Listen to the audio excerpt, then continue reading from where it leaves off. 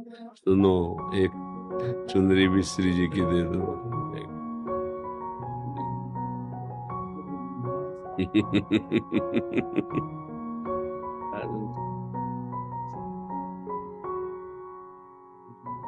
थोड़ा कुछ फल या मीठा हो तो दो। सीरियस, देखो कुछ फल मीठा हो तो दो। हाँ, ये चुनरी दे दो, ये प्रसादी चुनरी है। हाँ हाँ, दे देना उधर, वो श्री जी से वहां से दे देंगे, तो लिवा जाओ। और हाँ, उसको मिठा जितेंद्र जी। राधा राधा राधा। हाँ, महाराज जी, मैं यहाँ आकर धन्य हो गया। महाराज जी, यहाँ पर सिर्फ आपसे मिलने के लिए आया हूँ। महाराज जी, किस कहीं से सुना कि आप अस्पताल में भर्ती हैं, तो जैसे ही पता लगा तो मैंने ना सोचा ना समझा 300 किलोमीटर पैदल यात्रा करके आपसे मिलने अस्पताल आया। में तो नहीं भर्ती। मतलब मैं मुझे जानकारी नहीं थी महाराज, तो मैंने किसी से पूछा कि महाराज कहाँ पे मिलेंगे, तो उन्होंने कहा इस समय उनकी तबीयत बिगड़ी हुई है। मैंने तबीयत तो क्या है कि 18 साल से बिगड़ी हुई है। महाराज जी, ये एक आपकी पुरानी वाली जो वीडियोस होती है ना, वो भी वायरल हो हाँ, जाती हैं क्या तो है कि उसमें। अब लोग अब कुछ भी डाल रहे हैं, वो ऐसा। सोशल मीडिया के जरिया से मैंने सोचा कहीं भी महाराज मुझे मिलेंगे, मैं वहां पे पहुंचूंगा जरूर। बड़ी कृपा हुई श्री जी की कि आप वृंदावन आए, आप दर्शन। जब संतों के पास जाए तो उनको सुख देने के लिए नाम उच्चारण करें, जैसे उनका ना, आपका नाम तो राधा राधा राधा राधा राधा, तो हमें सबसे बड़ी भेंट, सबसे बड़ा सुख। अब हमें तभी आपको देखने की इच्छा होगी जब आप नाम उच्चारण करेंगे। ऐसे जैसे आप हाँ बोले ना, अब चूंकि आपको संग नहीं मिला ना, इसलिए कभी किसी भी संत के पास जाओ तो उसको नाम सुनाओ। जैसे देखते हैं ना सन, बाबा जय सिया राम, बाबा राधे श्याम, राधा राधा, तो उससे हमें सुख मिलता है कि आपने हमारे आराध्य देव का स्मरण, तब आपको हम प्यार दृष्टि से देखते हैं। और आप पैदल आए इसलिए आपका स्वागत करते हैं, और हम सदैव स्वस्थ हैं।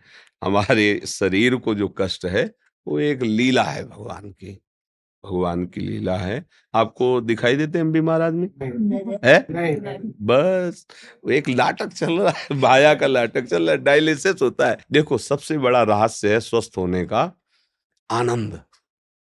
अगर चित्त आनंद है तो फिर सब लघु रहता है। अब हमें प्रियाजू के चरणों का आश्रय सहारा मिल गया है, तो हर समय मन उनकी कृपा से आनंदित रहता है। शरीर कष्ट में रहता है, डायलिसिस होते हैं, बड़ी दवाइयां हैं, बड़ा कष्ट है, पर वो सब एक बाहरी माया का नाटक मात्र है। आनंद है हमें। अस्पताल में भी भर्ती रहना पड़ा, ऑपरेशन भी हुए, सब दुनिया की चीजें, पर ये सब माया का नाटक है। आनंद है तो प्रभु के नाम में, रूप में, और उसी आनंद के बल से हम आनंदित रहते हैं, और वही हमारे जीवन का परम लाभ है। नहीं तो अगर शरीर स्वस्थ है और आप गंदे आचरणों में, तो क्या आप आनंदित हो क्या? आप सोचो, देखो आप जल रहे हो, आप क्लेशित हो, आप अशांत हो, ऐसे ऐसे राक्षसी भाव एक दूसरे को मारे डाल रहा है, एक दूसरे को क्या है ये?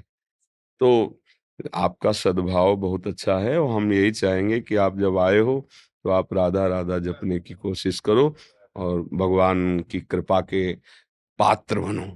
देखो, संतों के पास किसी भी भाव से जाए, अगर हमारा ये भाव है ना कि ये भगवान है, या ये पूज्य हैं भगवान के समान, या ये इनकी कृपा, तो ज्यों ज्यों पग आगे बढ़े, कोटिन यज्ञ समान, एक एक कदम में करोड़ों यज्ञों का फल मिलता है आपके भाव से। सामने वाला क्या है उससे मत देखो।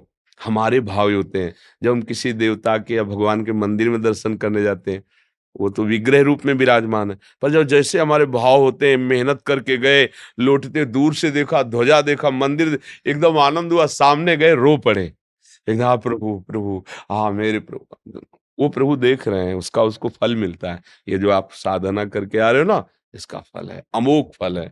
भगवान के दर्शन और भगवान के भक्त के दर्शन ये बराबर है। संत दर्श जिम पातक टरे। अगर हम भाव से ना, तो जब भाव से हम शिला में भगवान की भावना कर लेते हैं, फिर संतों में भगवान की भावना कर ले, मंगल है। खूब नाम जप करो, कोई नशा न करना, कोई गंदा आचरण नहीं, गंदा भोजन नहीं, तो जहां जाना है ना, वहां पहुंचने का मार्ग प्रकाशित हो जाता है। महाराज जी क्षमा कीजिएगा, एक और बात पे प्रकाश डाल दीजिए। जैसे आपसे सुना है कि आपके मुख से कि पैदल यात्रा अच्छा लगा, तो महाराज जी कुछ ऐसे भावुक जन है वो भी पैदल शुरू कर देंगे महाराज जी। ये सामर्थ्य सबके अंदर नहीं होती है। हम आपको सही बताएं, सामर्थ्य उनके होती है जो बहुत कष्टपूर्ण जीवन गरीबी से व्यतीत करते हैं, और उनको जब लगता है कि मेरे पास तो कुछ देने के लिए कुछ है नहीं, तो ये जीवन ही है, तो मैं अगर हो सके तो मैं लौटते हुए जाऊं या पैदल जाऊं, ये सामर्थ्य उनकी होती है। जो विषय संग्रह से रहित होते हैं उनको लगता है मैं क्या दूं, तब लगता है कि अगर मैं खोपड़ी के बल चल पाता तो खोपड़ी के बल चल के जाता, यही मैं कर सकता हूँ। ये सबके अंदर हो भी नहीं सकता, आदेश दे तो भी नहीं कर सकते सब। अरे यहाँ से पैदल राधा वल्लभ जी नंगे पैर तो जाना नहीं हो सकता, आप सोचो ला।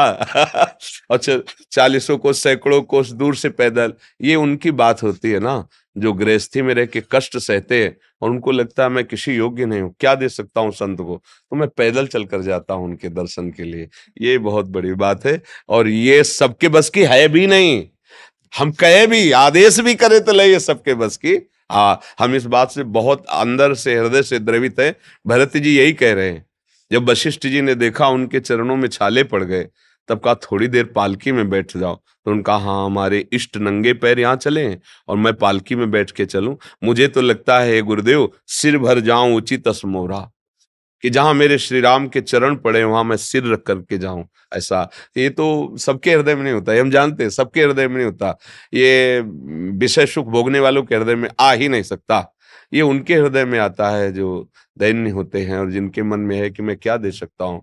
तो यही है, शरीर है, इसी को कष्ट दे करके मैं जाता हूँ, भूखा प्यासा जैसा भी मैं उनके दर्शन करूं। ये अमोघ बात है सबके ये लेके सब कोई ऐसा मत करना। हम कह रहे सब कोई करे तो कर भी नहीं सकता, नहीं कर सकता।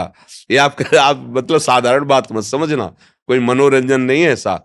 पैदल चल, ऐसा हमने कई भक्तों को देखा है, कई भक्तों को देखा है, सैकड़ों कोस ऐसे पैदल। या देखो ना, महाराष्ट्र में सैकड़ों भक्त पैदल यात्रा करके विट्ठल भगवान के दर्शन कर, बड़ी दूर लंबी लंबी यात्राएं।